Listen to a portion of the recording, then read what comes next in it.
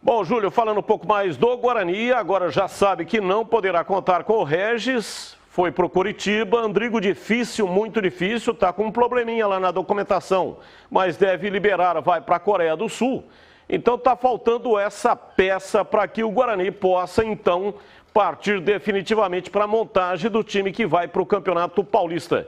Tem alguma informação de algum meia que o Guarani esteja contratando? Perfeito, Batista. Inclusive, a proposta salarial do Andrigo é para receber mais do dobro, né, do que o Guarani poderia pagar para esse jogador neste momento. Então, de fato, pesa muito esse aspecto de dinheiro e o Guarani vai precisar ir ao mercado em busca de pelo menos 2 jogadores. Alguns nomes vêm sendo sondados: Rafael Gava e Diego Jardel, que trabalharam com Michel Alves na equipe do Cuiabá. Outro nome é o Pablo Diego, que estava na equipe do CRB.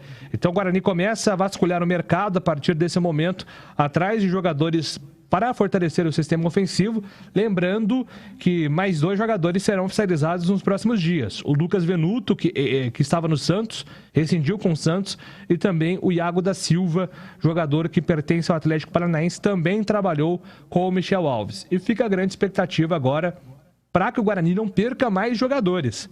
Perdeu o Regis, perdeu o Bruno Sávio, perdeu o Rodrigo Andrade, perdeu o Thales, pode perder e deve perder o Andrigo. E já citei 5 titulares aqui da última campanha. E pode perder o 6º, que é o Bidu.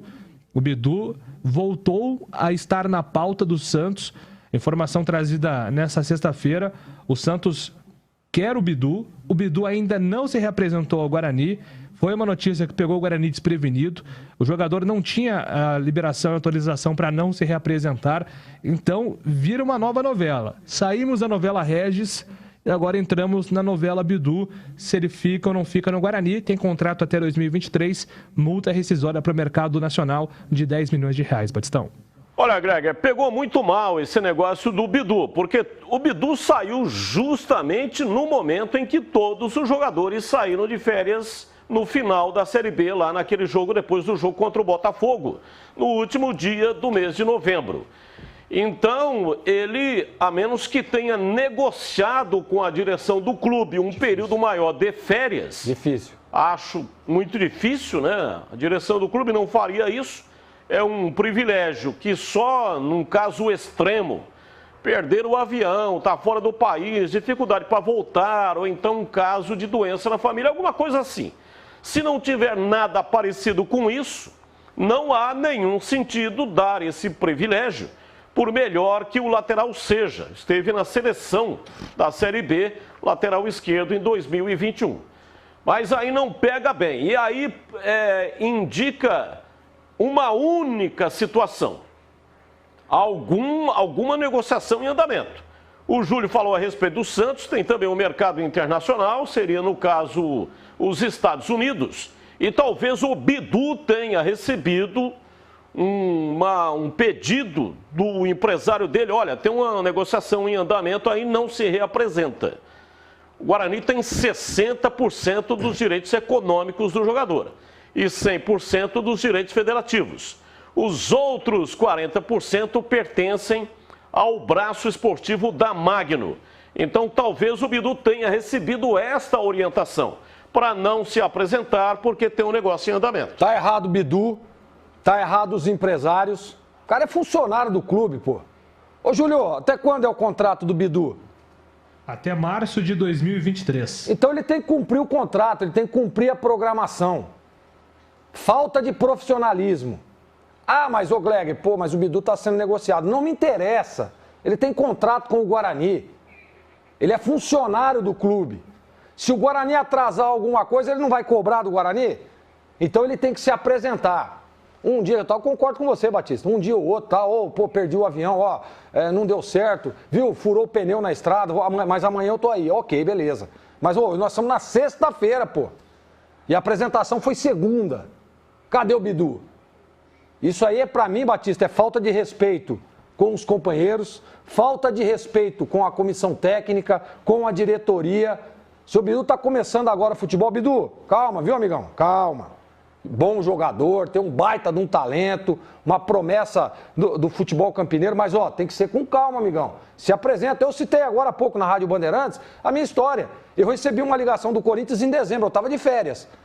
Que olha, possivelmente nós vamos comprar o seu passe, você vai vir para cá. Ok, beleza, mas me apresentei, fui para a pré-temporada, lá em Socorro, e a partir daí teve a negociação e aí eu fui para o Corinthians. Porque eu tinha contrato com o Guarani. Então você tem contrato, Bidu. Não adianta vir dizer que, mas o meu empresário... Não, que empresário o quê? Cumpre o seu contrato.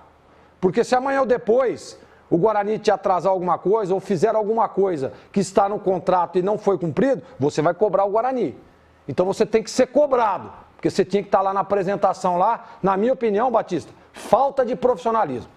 E o Guarani não se pronunciou, né, Júlio? Até lá na Rádio Bandeirantes você explicou uma dúvida que tinha o Tigrão, como é que você chegou à conclusão de que o Bidu não tinha se apresentado. Porque o Guarani não se pronunciou, você explicou vendo vídeos que a assessoria de imprensa está produzindo, isso já há 2 anos está assim, né, desde o início da pandemia.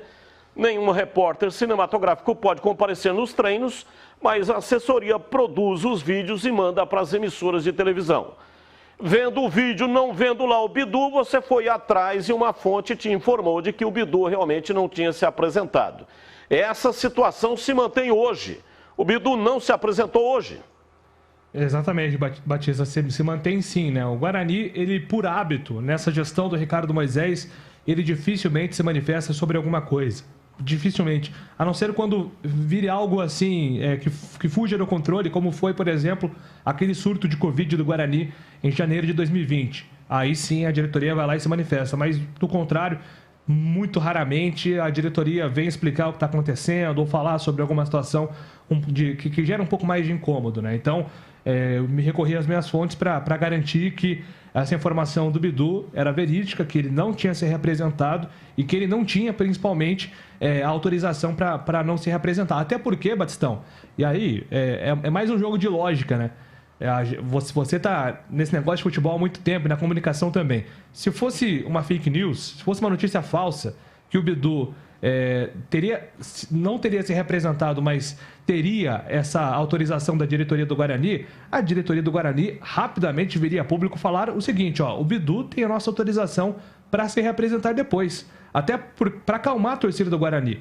O silêncio já é um indicativo, né? Com base no histórico da diretoria do Guarani, quando existe um silêncio assim, é porque, de fato, tem algo nesse caminho. Agora, é pouco compreensível essa atitude do staff do Bidu, primeiro porque sempre existiu um bom relacionamento dos empresários do Bidu com a diretoria do Guarani, e o Guarani também tem interesse em negociar o Bidu rapidamente. O Ricardo Moisés disse isso mês passado, na entrevista coletiva. Olha, se pintar uma boa oportunidade, vamos negociar o Bidu.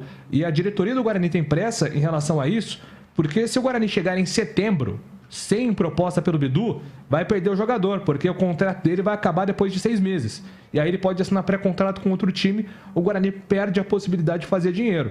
Então eu tô ainda tentando encontrar algum argumento convincente para que os empresários tenham recomendado que o Bidu não se representasse. Não sei se é um medo de uma lesão, não sei se é tentando baratear o jogador, tentando forçar aí uma situação um pouco mais incômoda para que a oferta dos times sejam mais inferiores. Não sei, Batista, não encontrei ainda nenhum argumento que me faça entender o porquê desse motivo do Bidu não ter se representado, já que o Guarani é um dos principais interessados em negociar o jogador. E sobre o Meia, a Band transmitiu a Série C do Campeonato Brasileiro. Aliás, o Ituano foi o campeão, subiu e foi campeão contra o Tombense. E um Meia lá chamou a atenção, fizemos vários jogos do Tombense. Jean Lucas, destro, 26 anos. Para mim, o melhor jogador da Série C. Ele esteve na seleção da Série C e foi eleito também o craque do campeonato. Muito bom jogador. Não apareceu aqui no noticiário, né? Os clubes de Campinas parece que, sei lá, se ignoraram, não sei também qual é o modelo de negociação com o Tombense, né? Verdade. Mas ele é muito bom jogador, tem muita qualidade. Ele é irmão do Dudu Figueiredo, que é um pouco mais velho, tem 30 anos, jogou no Criciúma, vários times. O irmão é canhoto, Dudu Figueiredo, e o Jean Lucas é destro, mas muito bom de bola. O Guarani está precisando de um meia, podia ir atrás desse cara ou não? Sem dúvida nenhuma. Para mim, inclusive, nós transmitimos aqui pela TV Bandeirantes a Série C, e para mim o melhor jogador, tanto que foi eleito, né? O craque da Série C aí. Bom jogador, e o Guarani precisa, né, Batista? Está no mercado. Precisa de jogadores nesse setor. Perdeu o Regis, vai perder o André, quer dizer, já perdeu, né?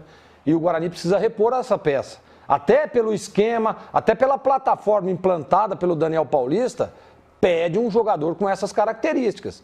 Nós fazíamos hoje uma analogia, eu e o Júlio Nascimento, de um possível time titular. O Guarani não tem um meia. Nós até improvisamos ali o Eduardo Perso, que não é meia. Ele é um segundo volante, um bom jogador, mas não é a característica dele.